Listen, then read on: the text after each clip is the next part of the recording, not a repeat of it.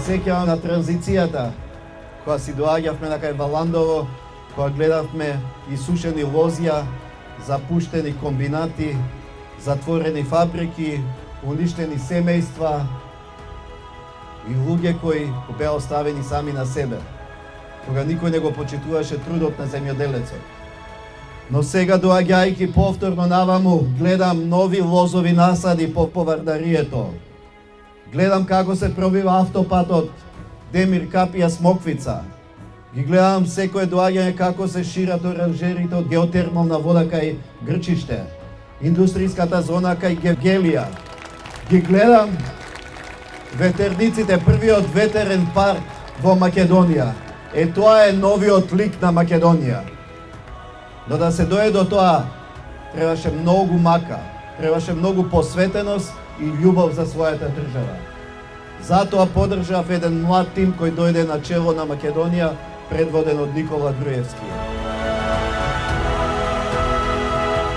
Пред 2 години имаше проблем со крајбрежјето на Дојранското езеро. Не можеше да се најде механизација за сето тоа да го среди. Со началникот на генерал штабот и јас како врховен командант, ја донесовме армијата да работи, да го уреди крајбрежјето на Дојран. Сега на вистина е милина да се шета по патеката која го обкружува тој дел од езерото, а кој веќе гледаме доаѓа до нов Дојран. Кога се среќавам со странски државници, им велам, одете на југот на Македонија да видите какви се односите со нашиот јужен сосед. Ке видите, немаме никаков проблем со граѓаните на Грција кои доаѓаат во Гевгелија, во Дојран. Немат никаков проблем нашите бизнисмени кои имаат бизниси со грчките бизнисмени. Па тоа треба да го следат и грчките политичари.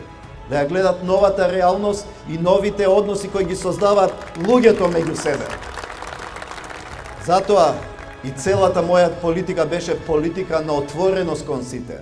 Политика на диалог, на разбирање и почитување. Затоа сакаме Европа да биде во Македонија, но и Македонија во Европа.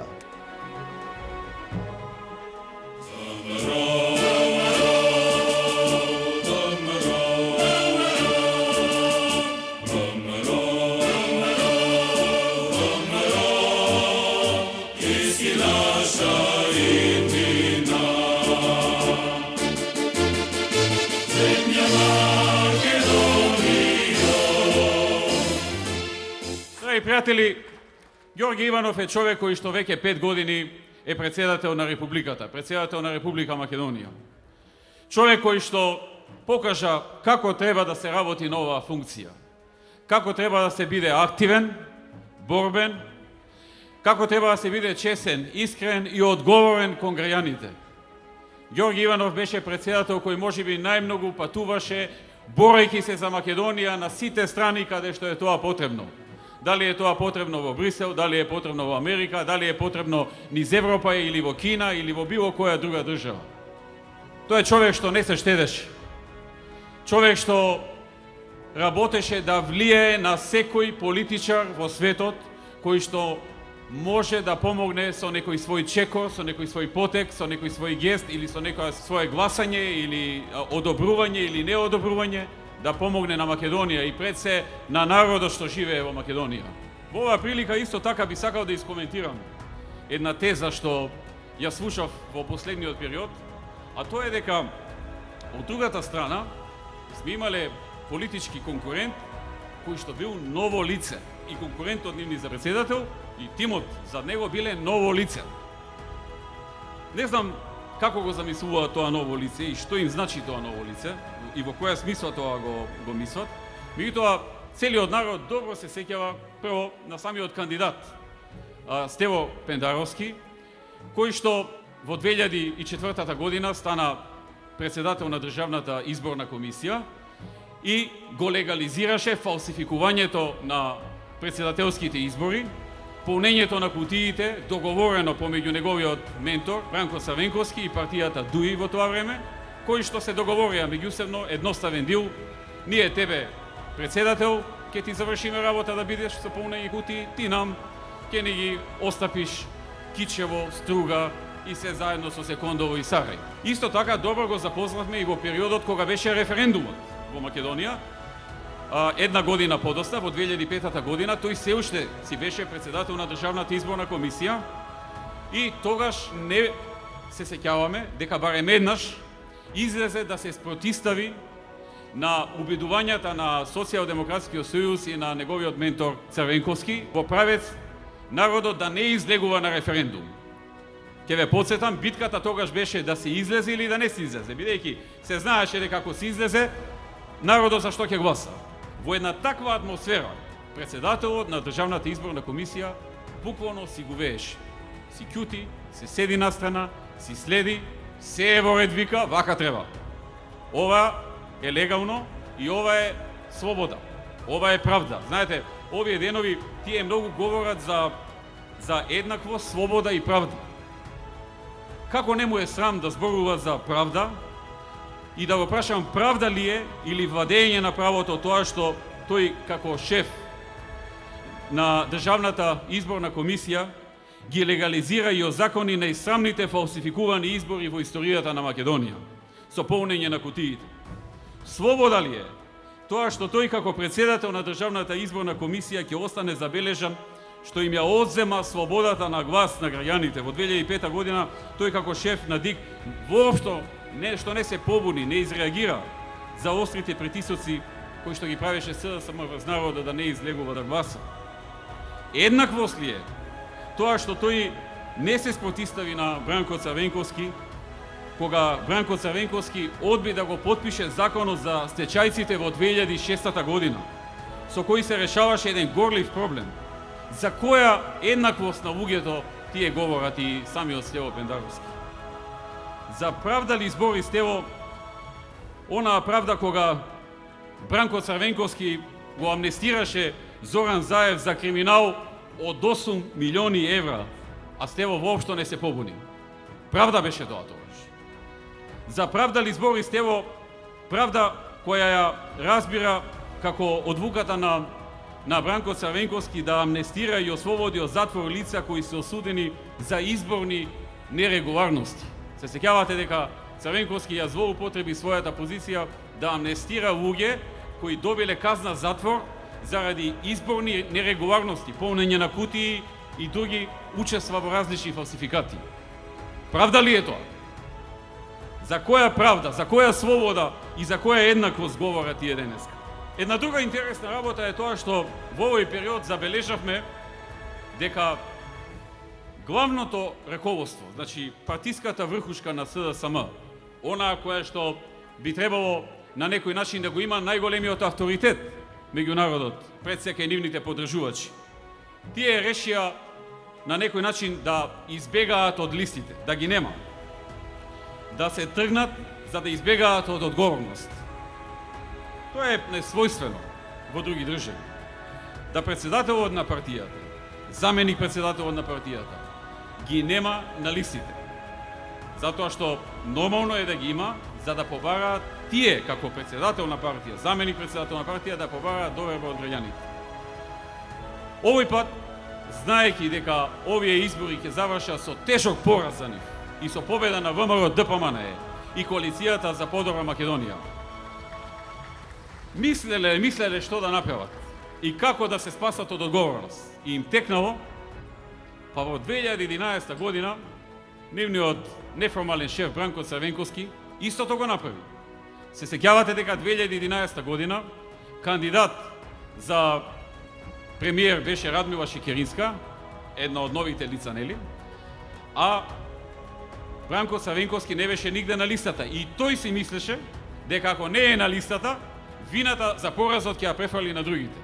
Меѓутоа, видовме што му се случи после 2011, виде не виде како стојат работите во неговата партија, си ги сорва порталите, си замина. Тоа ќе го снајде и ова раководство, кое што се представува за нови лица. За Ѓорги Иванов, драги пријатели, стојат луѓе кои направија многу конкретни дела, не само во Македонија, каде што за прв пат во историјата имаме за еден прилично краток период, но и период исклучително тежок, со економска светска криза и со европска должничка криза, да се успее да се намали невработеноста за цели 10% поени. Тоа се луѓето кои што стојат за Иванов и со кои Иванов соработуваше и ги поддржуваше. Тоа се луѓето кои што после сите овие премрежија што беа во Европа, во овој момент се начело на државата која што минатата година оствари резултат во растот на економијата кој што е четврт највисок раст на економијата споредено со сите земји во Европа, и тие во Унијата и тие надвор од Унијата.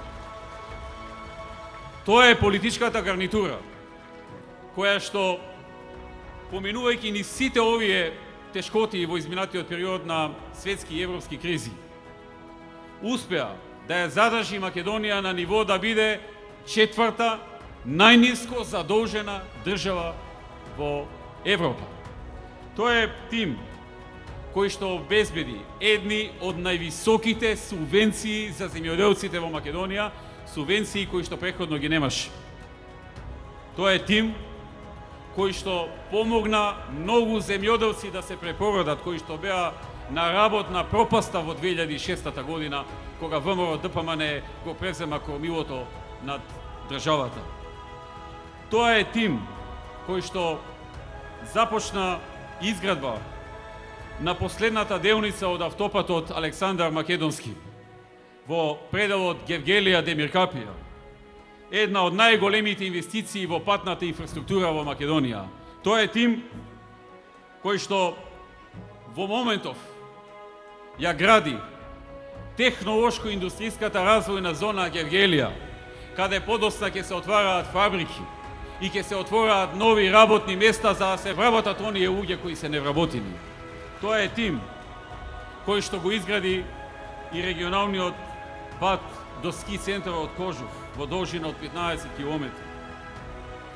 Тим кој што работеше и го заврши осветлувањето на автопатот од Гевгелија до граничниот премин во должина од 6 км, вредна 23 милиони денари.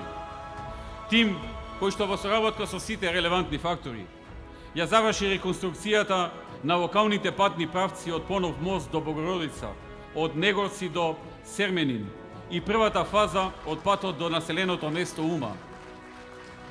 Тоа е тимот кој што ја набави најсовремената опрема за Гевгелиската болница, вредна 48 милиони денари, за да можат овие луѓе тука што живеат да имаат подобра медицинска заштита и да им помогне на лекарите во спасувањето животи. Тоа е тим кој што ја заврши реконструкцијата и доградбата на психијатриската болница во Негорци, а со проектот Рурален доктор се офатија и населените места Моин, Мрзинци, Прдејци, Кованци, Милетково, Новокојнско, Петрово и Серменин, со што се обезбедува примарна здравствена заштита на над 2900 лица во овие места. Зад тој тим со своја поддршка стоеше Ѓорѓе Иванов.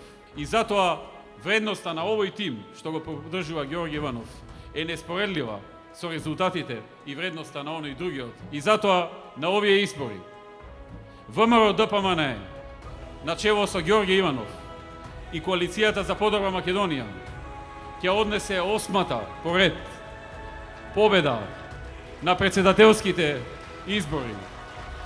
А истовремено тоа ќе биде и 9-та победа која што ќе бидат на парламентарните избори во Република Македонија. Да живее Гевгелија, да живее Република Македонија, да сте живи и здрави.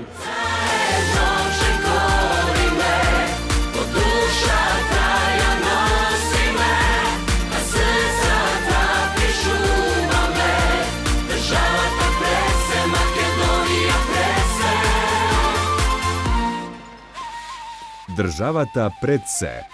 Заокружи број 1 и гласај за Ѓорѓе Иванов за председател.